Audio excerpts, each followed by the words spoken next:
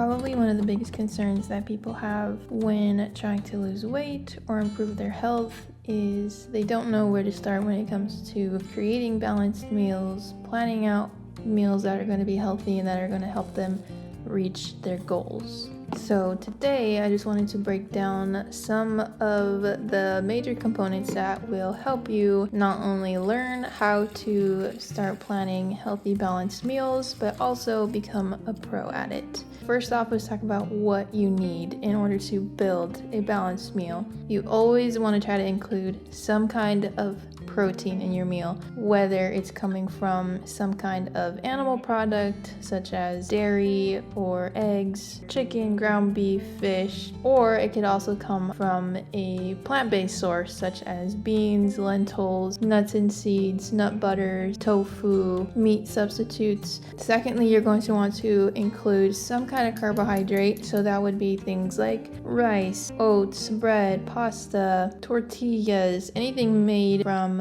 grains pretty much. Thirdly, you want to include some kind of fruit or veggie, maybe even both depending on the meal. And it doesn't matter if the fruit or veggie was frozen or canned or fresh or cooked. You can have any kind of variety of fruit or veggie as long as it doesn't have any added sugar or too much added sugars or too much sodium. If it does have sodium and that is something you are concerned about, then you can definitely rinse it out. Then the fourth component is fats or lipids. This one I wouldn't worry too much about trying to include into the meals, just because a lot of times it is already in other foods that you're eating. For example, if you are having any kind of animal product or meat or dairy, it will likely have some fat in it. Or if you are having any kind of like nuts or seeds or nut butters, if you are cooking anything like sauteing something, with cooking oil or with butter, or using butter, cooking oil in some way in your meal, or dressings as well, then you will have already fats, in your meal. So if you are including any of those things, then I wouldn't worry too much about trying to make sure you have fats in your meals. But there are certain kinds of fats that you want to make sure you are getting at least a couple times a week. These would be things like omega-3s, which you can find in salmon, sardines, tuna, chia seeds, walnuts, as well as unsaturated fats, which is going to come majority from plant-based foods. So as long as you're incorporating some omega-3s throughout your diet, as well as some more plant-based fats, then you should be good on fats. Lastly in this section, I just want to talk about fiber a little bit. Fiber is really, really important for health, for achieving healthy weight, for managing blood sugars, lowering cholesterol, making sure your digestion is kind of working properly, you are having regular bowel movements, all those things. And fiber can be found in any kind of plant-based food, especially if it has not been refined. For example, white flour, white bread, white pasta is not going to have any fiber in it, versus the more whole grain pastas and breads will have fiber in it because it has not been refined. So you can get fiber from any kind of whole grain, oatmeal, brown rice, whole wheat breads and pastas. Specifically for breads, just make sure it says 100% whole grain, or make sure it has whole grain as the first ingredient. Or another tip, if it has at least 2 to 3 grams of fiber per serving, then that is considered a good source of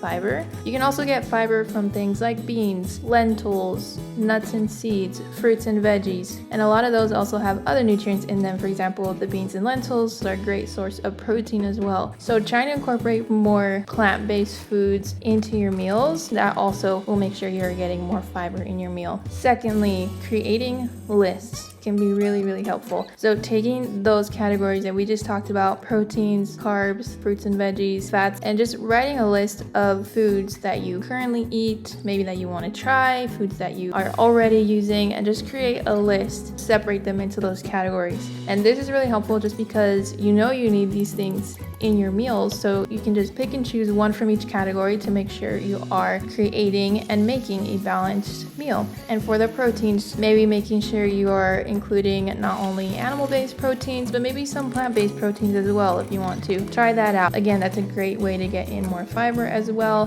For the carbs, it's okay if you just prefer white rice or white bread. Maybe include some more high fiber options, maybe oatmeal or some kinds of cereals, quinoa, corn tortillas. Try to include some more high high fiber foods in there to choose from, just so you can have that option there. List your favorite fruits, your favorite veggies. I know a lot of people are confused as to whether frozen fruits or veggies are okay, or if canned fruits and veggies are okay. And yes, they are 100% okay to have. Dried fruits are also another option that you can include. And then something like a fruit jam can also count. PB&J, it sounds really simple, but you have your protein in the peanut butter, you have your carb in the bread, and if it's a whole grain bread, you're getting that extra fiber. And then the jam can definitely count towards your fruit. And then if you would want some extra fiber in there, maybe just have another fruit on the side. And then for fats, again, this one is included in a lot of other foods, but if you want to write it out, that can definitely be helpful. So that can include your cooking oils, butter, avocado, coconut, nut butters, eggs, especially if you're just using the whole egg, which I recommend. Third, where to find inspiration for your meals, because I know it's nice to have a list and to pick and choose from it, but then it can be challenging to know like how to cook it all together or how exactly to prepare it. So here are some places to get inspiration from. First off, find inspo from your background. So whether that be your cultural background, from meals or things that you had as a kid that you really enjoyed, meals that you currently like to eat or make, and even if they don't necessarily look like a balanced meal or a complete meal, try to see what's missing and what you can add to it. I know a lot of times people think that their favorite foods or that their cultural foods are unhealthy, but in reality, sometimes all you need is just some extra fiber, or maybe just a little more protein or something like that. Let's say you really liked macaroni and cheese as a kid, and I know a lot of people think mac and cheese or pastas are really unhealthy, but again, instead of focusing on what's negative about a meal, try to focus on what you can add to make it more complete. So let's say we're doing mac and cheese. The pasta is going to be your carb. Maybe see if you can try to use some kind of whole wheat pasta, or a pasta made from like garbanzo beans that's going to have a little bit more fiber, a little bit more protein. The cheese sauce is going to have your protein. Again, if you're making it from scratch, there's more room to kind of add different kinds of cheeses, or maybe even like Greek yogurt. Since we do have fats in the cheeses, all that's missing is some kind of fruit or veggie. So if you wanted to do salad on the side, any kind of like steamed veggie, or you can definitely make it like a one pot meal and add the veggies into the mac and cheese. You can also pull inspiration from cookbooks, blogs, YouTube. One pot meals are really nice because you can just kind of fit everything in there, and it's usually pretty quick to make. Soups or stews are really nice. For example, a lentil soup. The lentils are just going to have your protein. You can also add some quinoa for some extra protein and fiber as well, and then you can throw your veggies in there. Carrots, tomato, maybe spinach. Maybe have some bread on the side. Growing up, my mom would make a lentil soup and we would have little quesadillas on the side. You know, try experimenting with different recipes, maybe different cultural backgrounds, maybe even doing some of your own experimenting, or just keeping it simple, something like a sandwich, a quesadilla, a burger. Those can also all be complete